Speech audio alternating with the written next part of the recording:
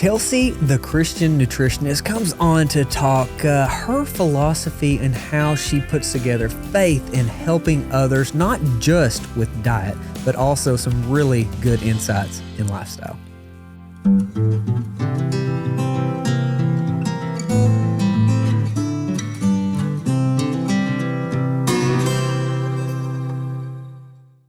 Chelsea, so excited to be visiting.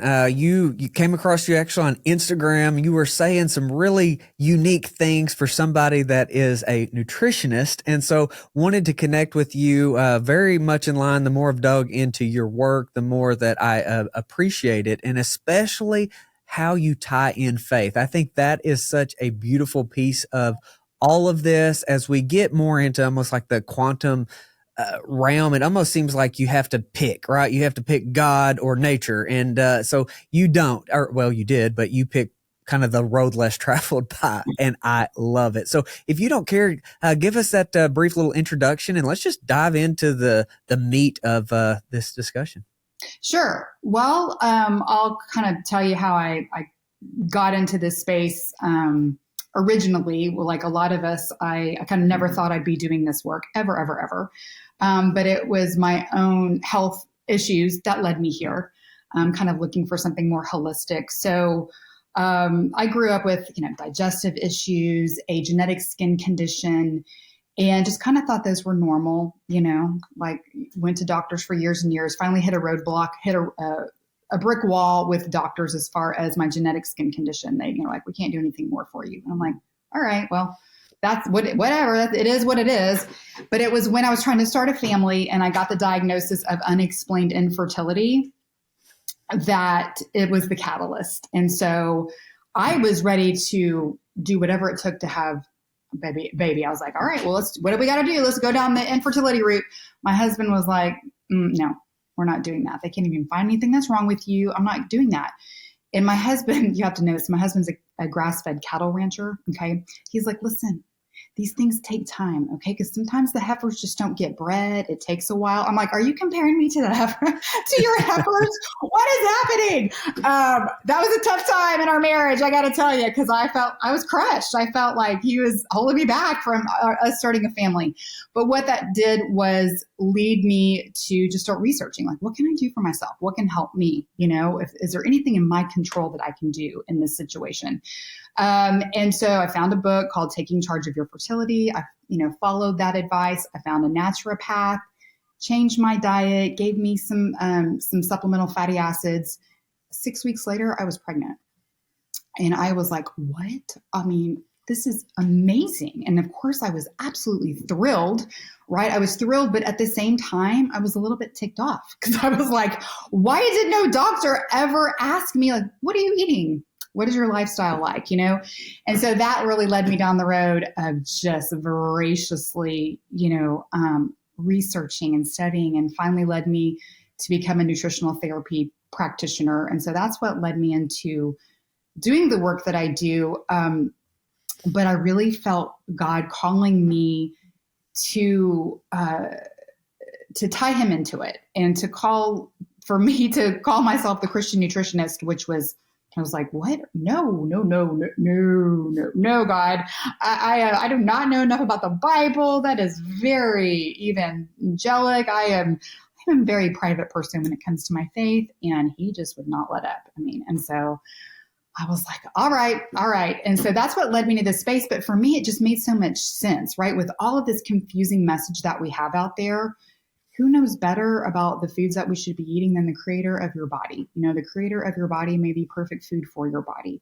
And so at the time, this was back when people were still saying avocados were bad for you. So I've been in this space a while because we know now that everybody loves avocados. But at that time, I was like, wait, avocados grow on trees. God made trees. How can that be bad? And so that was one of my first aha revelations. And then after that, it just felt like every time I would open my Bible, every scripture was related to health, even though it wasn't, but it was like God put a lens over my eyeballs and that's all I could see. And so I've been doing this work now for 13, 14 years. And so it's been incredible. I love it. Well, let's get into a little bit of your philosophy that you work through on food. We're gonna go a lot deeper than that, but just kind of Yeah. that foundation by how you work with people on getting started. Sure. Well, I just think a very foundational thing to present to people is that God gave us plants, Genesis 1:29. God gave us meat, Genesis 9:3. In this space of thinking about biblical nutrition, I have a lot of people like, shouldn't we be vegetarians? We started out in the garden, and like, if you remember, we were kicked out of the garden. So we were also given meat. And so that's very foundational, and just really living according to eating the, cleanest, best versions we can of those. We don't have to be a perfect eater. Our body, as long as we can eat well most of the time, our body can handle, some of these fun foods some of the time. So just not trying to be perfectionist about it. But I mean, that is at the very foundational level. Um, when I'm teaching about food, but also the more I started learning about what I call the Genesis prescription, which is a kind of a larger picture of how we should approach health. Also knowing that and understanding that food is seasonal, that our macronutrients change according to season. Naturally there are more carbohydrates available in the summertime and not in the wintertime. So that is a time we eat more carbohydrates, where wintertime would be a time that we eat less. And so, that also, like, I don't think our biblical ancestors were counting calories. Some days they would probably eat more and some days they would eat less. And this is just kind of this natural rhythm. And so I try to explain to people that we don't need to get too hung up on the numbers of calories or macronutrients, and that when we're focusing on real food, the way God made it, kind of respecting where they are in season, how they're grown, then that's the most important thing. Could not agree more on that. So let's go into a little bit of that seasonal aspect. I love that you kind of went there first. So I actually own a farmer's market, and so like the local foods is my entire world. On top of this work, but what I have found is the seasonal and local go hand in hand. I think that is so important to emphasize, that we are building out kind of these more resilient food systems that don't have a huge distance between them. So what are your thoughts on that? Right? Like, so, somebody I believe you and I both have learned a lot from would be like Jack Cruz. One of the big things that Jack would say is like, somebody in Detroit doesn't need to be eating a pineapple in December. Right. So on your context, go into the local side of it. Sure. So, the food that we eat, especially the food that is grown as it should be in nature, has what's called like a light code in it. I think of it as like a QR code, right? And so where food is grown has a lot to do with how your body is going to handle it. So let's just use your example. Like, absolutely, a person in Detroit in the wintertime is, should not be eating a pineapple. There's no pineapples grown in Detroit in the wintertime, right? And so when our bodies are getting these signals, and this is pulling in other things here, but the way that our body receives signals from the sun, say, or from grounding, which are two really important things that I try to teach people about, is that we're getting these signals of where our body is in time and space from the sun and from the grounding. And when we eat food that is not seasonal, not grown locally, it is a mismatch between where we are, what our body is expecting, and what we're eating. And so what I think is so beautiful is that these local seasonal foods are grown in our areas, right? And they capture light. What makes food grow? Sunshine, right? Sunshine, water, soil. But these foods capture sunlight. That's what makes them grow. And like I said, it almost gives it like a code, like a QR code inside of this food. And that when we eat these certain foods, it tells our body, it signals our body, it gives a message to our body about when and where that food was grown.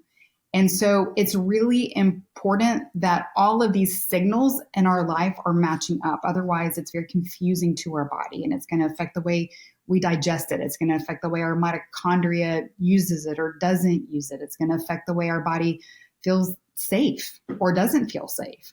And so those are just kind of all really important aspects that a lot of people aren't thinking about when it comes to local and seasonal food, beyond the fact of just supporting our local farmers and ranchers. My husband is, as I mentioned, a cattle rancher. We raise grass-fed beef. And so the aspect of that is very important as well. Yeah, and that this is probably going to sound crazy to someone that has heard this for the first time, right? It certainly was hard for me to grasp the first few times that I heard it, but when you take into account the seasonality and the local, it really just kind of starts to make sense, though, right? Like, this is ancestrally appropriate. We ate in seasons from local sources, and we were outside in the sun, connected with nature. Like, when you think of the simplicity of it, it makes a lot of sense. So for us, we're living in such a centralized, globalized world that we have access to everything all the time. And I think that creates a lot of confusion. For us, we'll get asked about strawberries in December at the market. And so there's a huge opportunity for an educational piece to say, hey, that's just not seasonally appropriate. We can bring it in from Mexico or California or something, but that's kind of missing this whole local and seasonal point that you're making. So let's go a little bit more into what seasonal diets would look like. So right now we're getting more into the fall, into the winter as we're recording this. What does that seasonal fall diet look like for you? And then that transition more into the winter. Right. So, and let me just say this just to kind of agree with you, and that yes, we are used to being able to get any food at any time, right? And that is just the product of food globalization. If we look back historically, people were limited to what was growing in season and what was around them. This is how it's been for all of history until somewhat recently. And so that's, when we think of it that way, and they had more limited foods,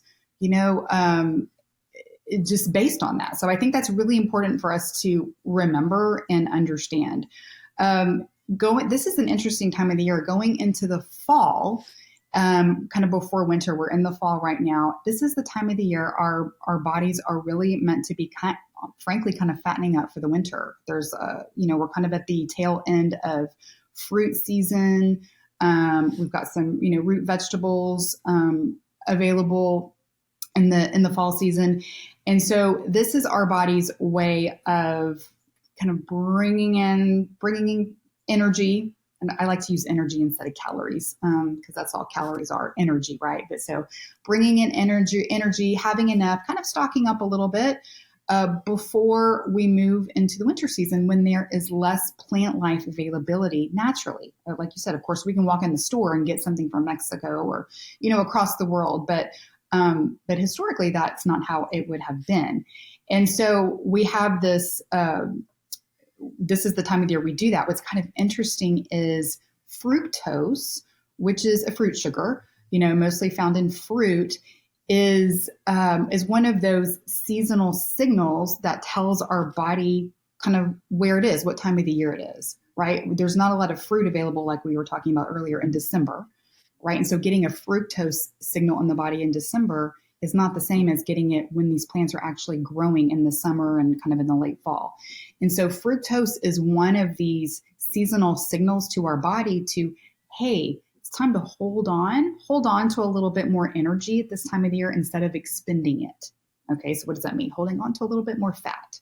Right. So this is all the signaling going into our body. And again, historically, fructose was really only available in any abundance at a certain time of the year, at this time when plant life's very available. Now in modern times, we can not only get these fruits at any time of the year, but we also have high fructose corn syrup, right, that we're contending with. And so for so many people eating a standard American diet, what are they telling their bodies? Oh, it's summertime.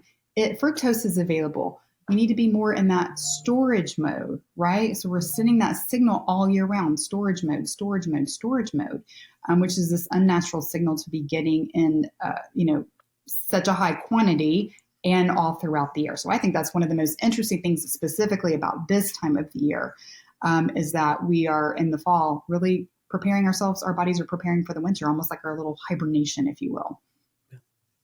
And so I agree. I think that's a beautiful point to emphasize the season aspect of diet and eating. So as we get more into winter, to me, that for the most part is a pretty evident that that's much more of an animal based time Yes.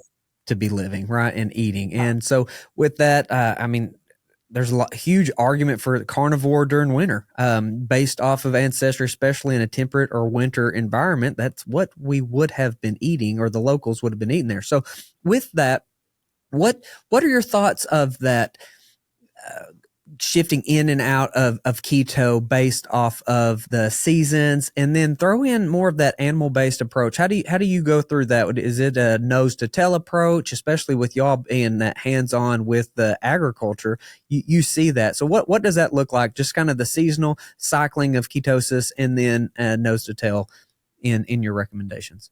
Yeah, absolutely. So again, yeah, the kind of late spring, summer, early fall, this is more time when plant life is more available. So we might have more plant life, more plants in our diet. And as we move into winter and the early spring before it's really warming up and things are growing, yeah, this is naturally a time we would be in more of a ketosis, more animal based. That is what would be available. Being cattle ranchers, there's so many times like I've been out in the pasture and I'll pick up, like, I'll find an arrowhead, right, that from Native Americans that were lived there long ago, which is so cool. And I'm like, oh my gosh, just like the last person who held this was the person who probably made it, right? But I'll be standing in the middle of the pasture and be thinking, in the winter, and be like, what would they have been eating? They're not eating bananas. They're not frying up potatoes, right? I mean, it would have been turkey, it would have been deer, it would have been just the natural wildlife around them, maybe a little bit of, maybe little winter plants here and there. Again, just kind of perspective to give people that naturally in the winter there's just less plant life available, and so it is a time to be more animal based. And yes, the more we can eat nose to tail, eat some of those organs, it's more respective of the animal. I know that when we're selling our beef, people will be like, I want. It's funny. My husband was just complaining about this. He's like, I just got, like, one person wants, like, 25 pounds of flank steak. I'm like, well, that's not how this works. Or we have the entire animal here, and there's only so much of these different parts of the animal, and they're all valuable in some way. But truly, eating beyond just the muscle meats, and bringing in some of the organs is really helpful. We live very close to the border, and so a lot of the Mexican culture will cook with a lot of these organ meats, which is, and make tacos with them, which is so delicious and wonderful. But it's a good example of using that kind of more nose to tail approach, and that can be hard for people. But if you have somebody that cooks it well, it's really really delicious. Yeah, one thing that we did pretty early on with my son, trying to figure out how to get organs in him. He was 5 when he was diagnosed with cancer, and that he's doing great now. 5 years later, just uh, was, how do I get a 5-year-old to eat liver and heart, right? And I think heart's like the best steak that you could eat. But what we did was we took it and added it to grind. So it's basically a 7% heart, 7% liver, and you don't know. And that's actually one of our most popular things at the market, is what we call an ancestral blend. And it's such an easy way to get those organs. But we also encourage a lot of making bone broths, doing marrow bones, Yeah. utilizing roasts and things. So do you have any tips as as the rancher hat on how to utilize more of the nose to tail? Yeah, talking about the liver, I mean, I've done that many times, ground up liver into our ground meat. And the best way to do that is to make sure your liver is frozen. And then I just grate it right into the meat, and mix it in. And so if somebody doesn't have that option where it's already blended together, that's one way that you can do it. And it is not detectable. I love using a heart. Yes, I'll do it in the crock pot, and just let it slow cook. And then we make tacos out of it. Oxtail soup. A lot of our we use, a lot of our marrow bones and such for obviously making soups. And but that, yeah, those are the ways that we do it, and we sell a lot of it, and people, they just love it, and we're just really grateful. We're really grateful that there's such a good market for it, and it sounds like y'all have the same. People are seeking it, seeking that kind of, back Yeah. to roots. Before we transition, how how do you feel the consumer, for lack of a better term, can better help the farmer on these uh, kind of purchasing aspects, right? Like what helps the consumer and helps the farmer? Is it packages? Is it going directly to the farmer? Is it finding markets that aggregate? Like what have you seen in building out that resilient food system, that local food system that helps kind of the whole thing? Yeah, I mean, going to the farmers market. So my husband sells at the farmers market. He also delivers around Texas as well. We don't ship, but he drives around and delivers it to different places in Texas. But I think that going to your farmers markets and also be willing and open to trying different cuts, because it's coming in at the same cuts over and over, like just the ground meat or just the steak, and being open to trying those other cuts and experimenting with those. I think I know that's very helpful for us when people do that, kind of expand their repertoire of what they're ordering and what they're cooking, and then coming to the farmer's market, getting it there, visiting all the other people that are there with their local food that they brought to market as well.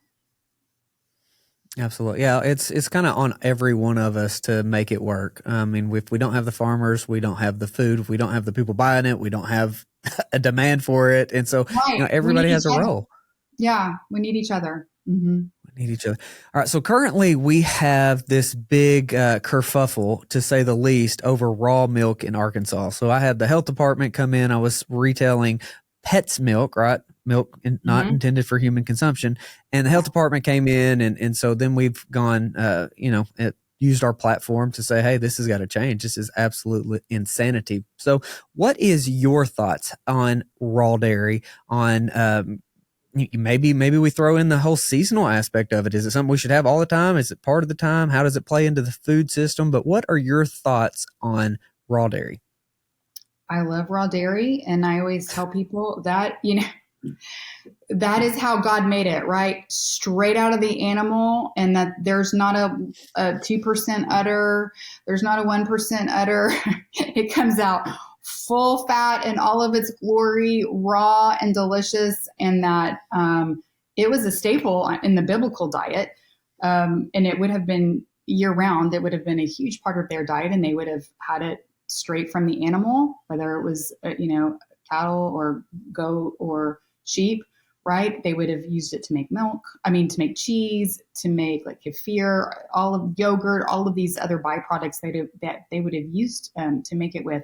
But yes, I mean, I tell people getting raw milk is ideal if you can, and sadly it's hard to get, just because of the reasons that you're saying. It is hard to come by. Even it is getting better in the area where I live, and I live in a very ranching community area. It is not easy to get. I used to have to buy it under the guise of getting it for my pets. It's getting a little bit easier now, but now when somebody sells it, it sells out fast, which I'm very happy. I'm happy for that. But if you have access to raw milk, that is absolutely the best choice to go with. 100%. I have been really surprised with the support. It is a huge amount of support, but then also really kind of taken back by how passionate the anti raw milk people are. I've been really blown away with how they have demonized it and how dangerous it is, and then just the vicious attacks. And so I'm really kind of confused as to why we are telling other people what they can or can't eat, and how there are so many regulations around that. Because Joel Salatin is a friend, and he's gone through this over and over. It wrote the book Everything I Want to Do is Illegal, right? And so Yeah. we have a lot of challenges on this local food side, and that's again, that's a huge part of what we're trying to do is like this resiliency. But I want to also show that not outside of the economic side, it's beneficial for your health when you do this. Like we can show that this is how we can be healthy too. Yeah. So just what are your thoughts on that? The control and the regulations and all the craziness. It is insane. Like, yeah, oh, it's fine. Put all the food dyes in the food, use every manufactured oil that has to go through a crazy process. Like, you know, all of those things are fine and allowed, but this clean food that comes straight from the animal is not allowed. It's just an upside down world, Logan. I don't know what is happening out there. Yeah, it's money driven, sadly, right? If you are selling raw milk, then people aren't going to buy the highly processed stuff on the shelf. And I think that's really what it comes down to. Sadly, it's just money. Yeah, no, I think you're right. We're just gonna keep fighting. We're gonna keep pushing through and building out the infrastructure to make it work and get people taken care of. I think people are tired of being sick too. I think that's what is really interesting about right now is like it's hurting bad enough for a lot of people to question and try to implement change. So let's go through a little more of your protocols with outside of food, right? Because I think this Mm-hmm. is where I got so excited at listening to your message because honestly, I get super put out with a lot of the food gurus that they only act like this matters.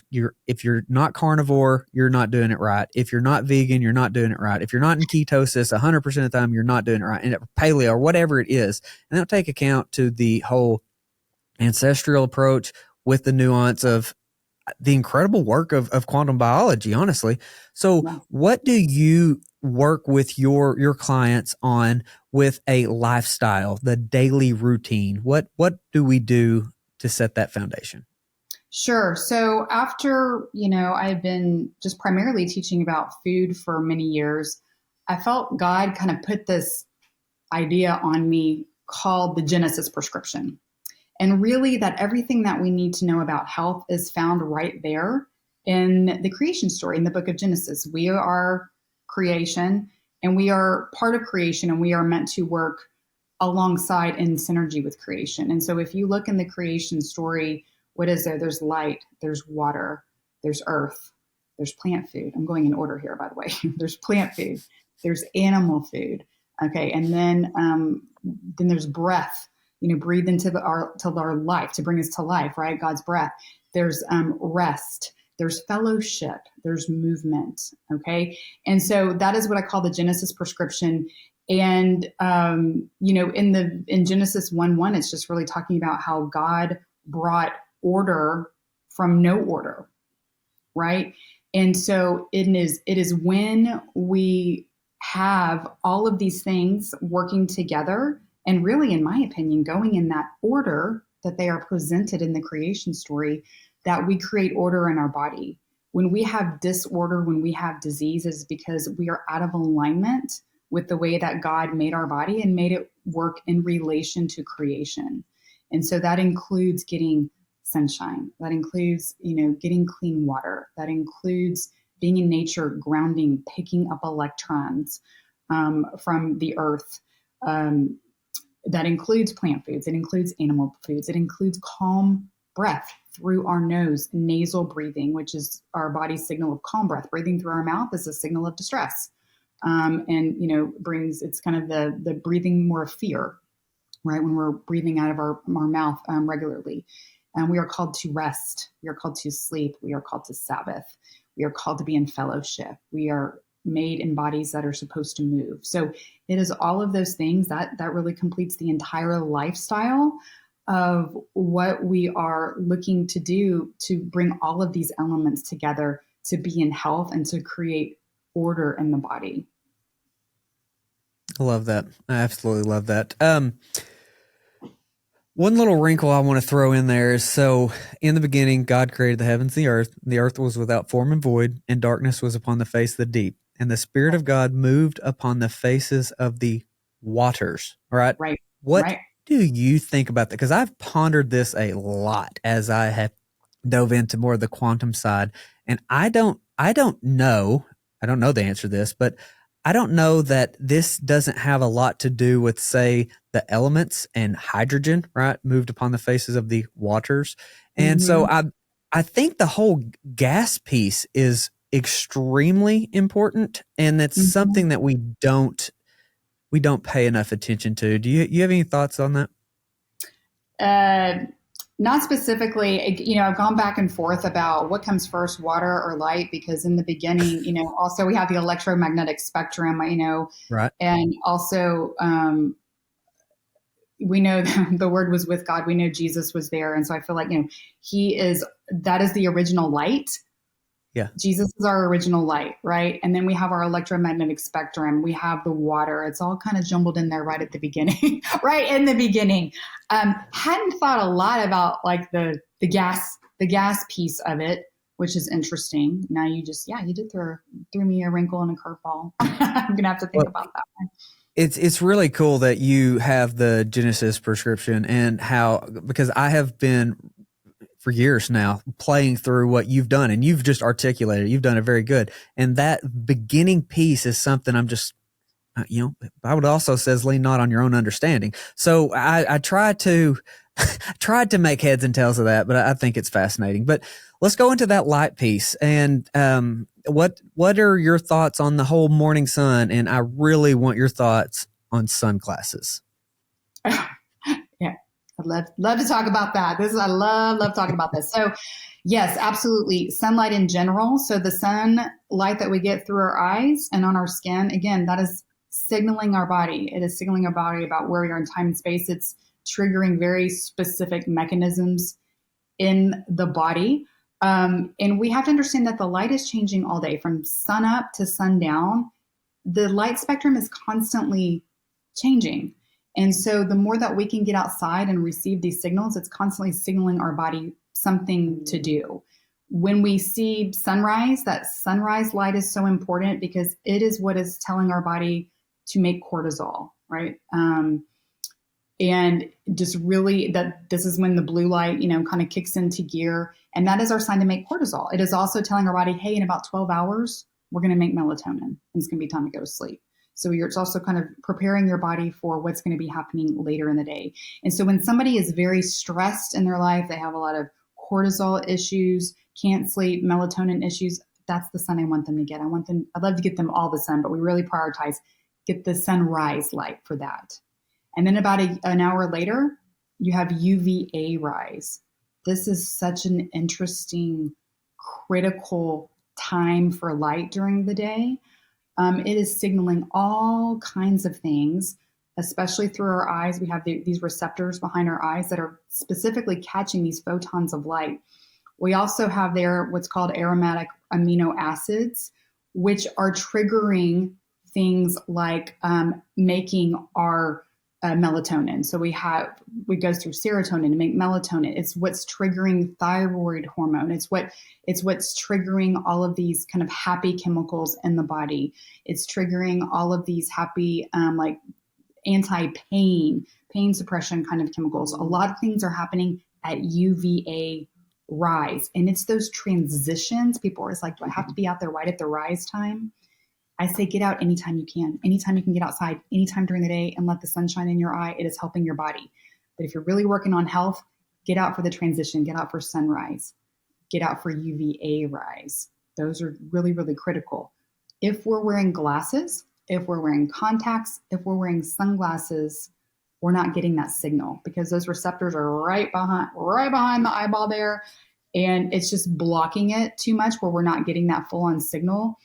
And like I was talking about earlier, the food that we eat is a signal to our body. And so if we're outside getting sunshine in our eyes and on our skin and we're eating food and those signals don't match, like the sun coming through your eye is saying it's October, the pineapple you're eating, or winter, say it's December, and the pineapple you're eating is saying it's July, mixed signals. These are mixed signals to the body. When you're wearing sunglasses or glasses, and your eyes aren't getting that signal, but your skin is getting it, again, we're getting a mixed signal.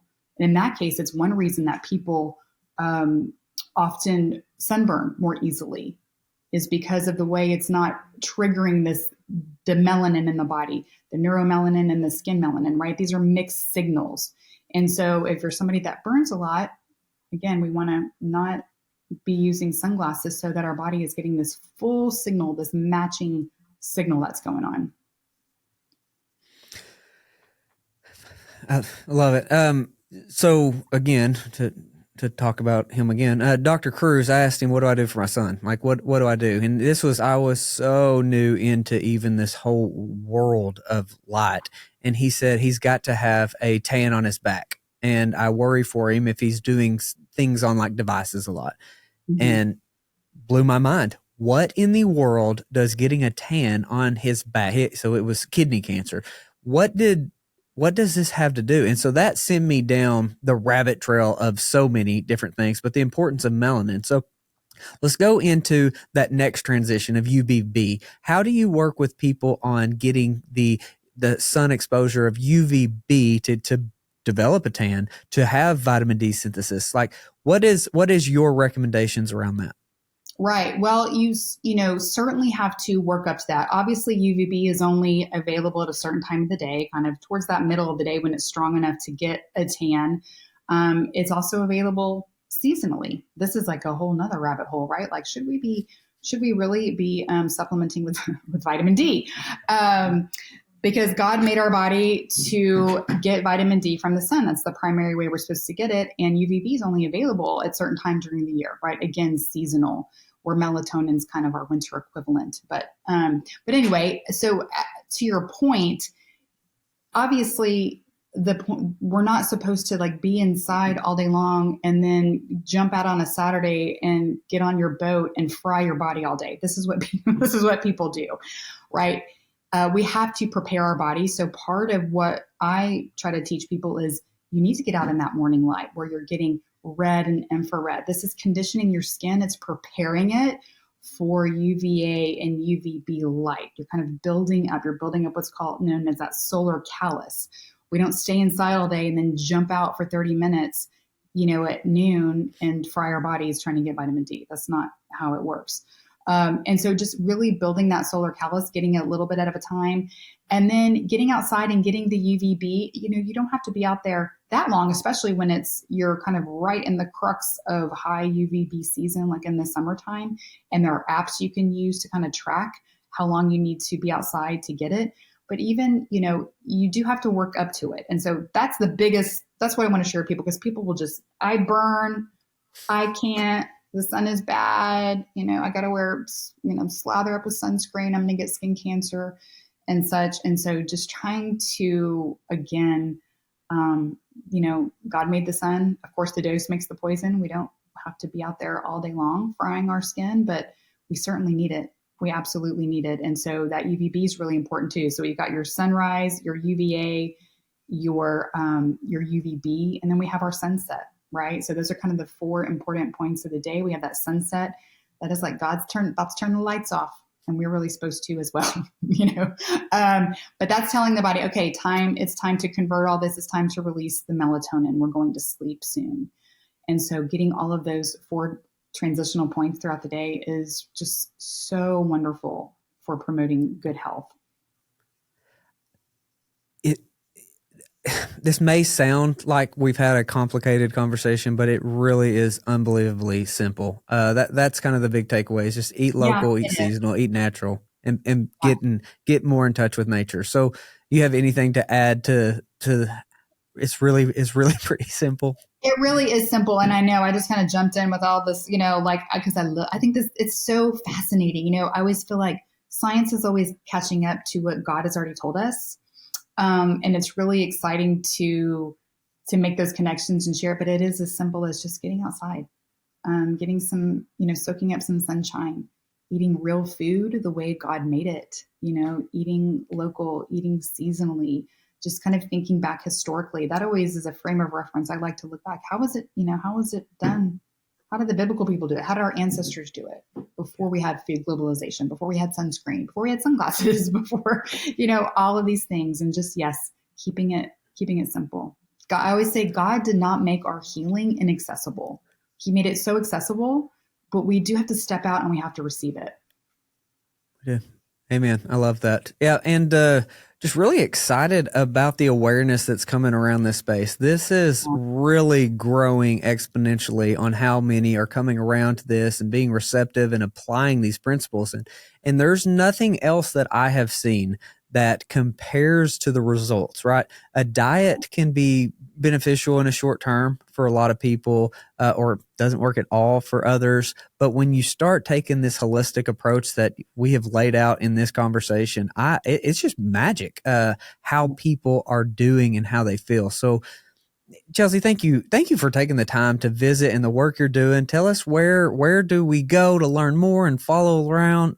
You've got a great podcast. Just tell us where we go to learn more. Sure. I'm the Christian nutritionist everywhere, across mostly on Instagram and Facebook. My podcast is the Christian Health Club podcast, and I love digging into all of these topics, as do you. They just fascinate me, and I just love to bring the good news of healing, the way that God made our body to be well. That's beautiful. Thank you, my friend. I appreciate you. And to end on, farmers really are the unsung heroes. And so thank you all for what you do on the flip side.